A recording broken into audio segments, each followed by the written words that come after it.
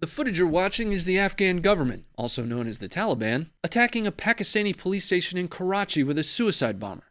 Now, this incident took place in late February 2023 and was technically perpetrated by the TTP, or Tehrik-i-Taliban Pakistan. Now, it's important to note that this organization is still a part of the overarching Taliban, who now controls an entire government.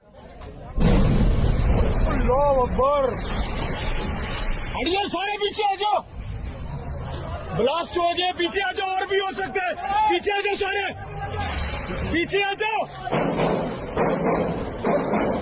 Blast हो गया पीछे आ जाओ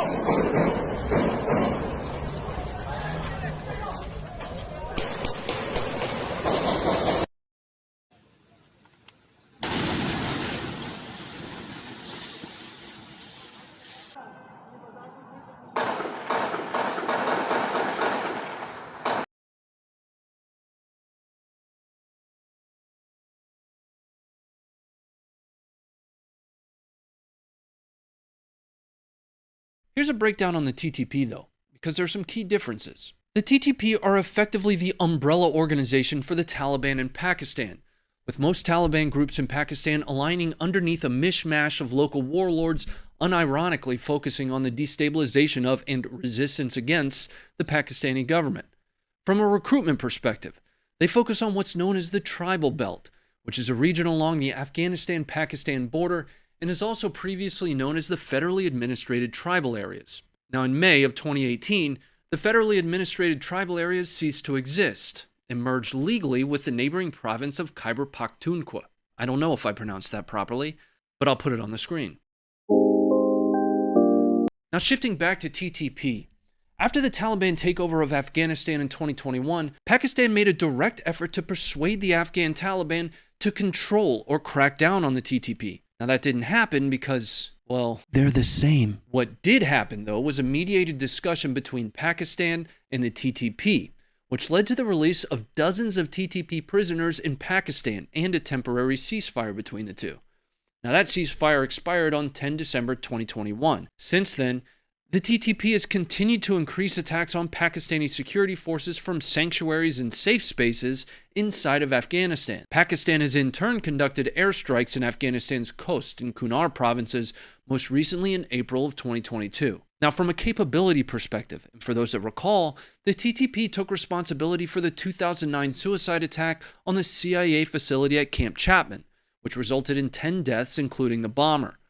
Now, they also took responsibility for the attempted Times Square bombing in May of 2010. There are some critical differences between the TTP and Afghan Taliban, though. The TTP doesn't operate off of a centralized command structure.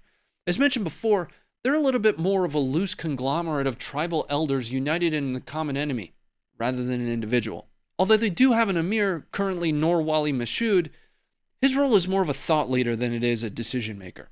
Let me know in the comments what it is he thinks about as a leader. From a force generation perspective, it's been best guessed that at their height, they numbered somewhere between 30 and 35,000 members, but numbers are kind of difficult to judge from a reliability perspective given the nature of how they do business. Let's talk about Pakistan for a moment. Prior to 9/11, Pakistan and Saudi Arabia were major supporters of the Taliban. Now, this was part of a strategic depth objective that they had against India, Iran, and Russia. Now, post 9/11, Pakistan reversed course due to pressure from the United States and joined the US and others in a global war on terror. In 2009, former President of Pakistan Pervez Musharraf admitted that the US foreign aid to Pakistan had been diverted from its original intent of fighting the Taliban to preparing for war against India. We covered some footage from the India-Pakistan conflict here.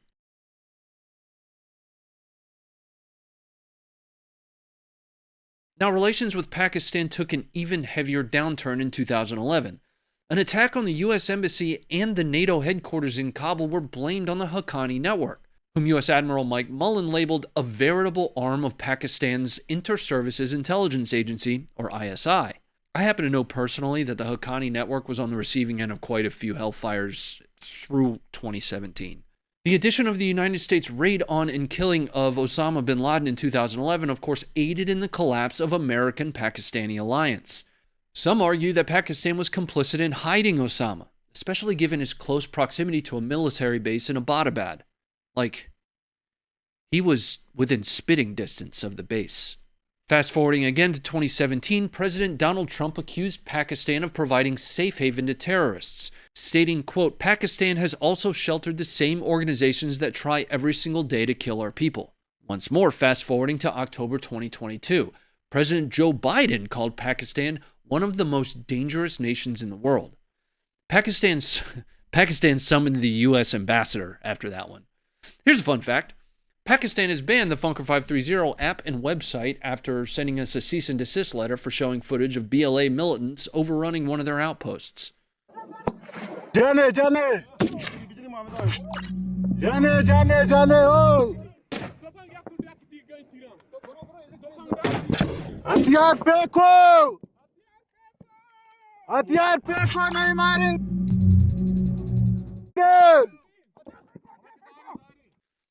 That cease and desist is hanging up on a wall. That's going to be it for this episode. Hope you enjoyed a little bit of history. Hit the like, sub bell, and stay informed.